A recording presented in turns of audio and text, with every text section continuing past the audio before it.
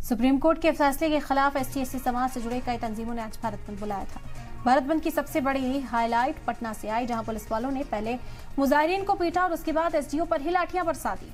लाठी की मार खाने के बाद SDO साहब ने अपना दर्द भी बयां किया।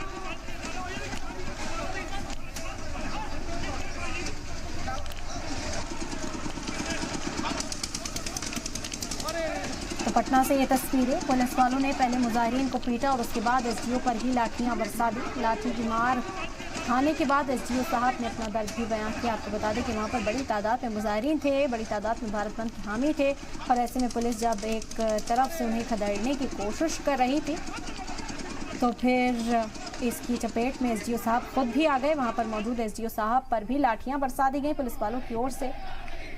हालांकि फौरी तौर पर इस बात का एहसास भी हुआ।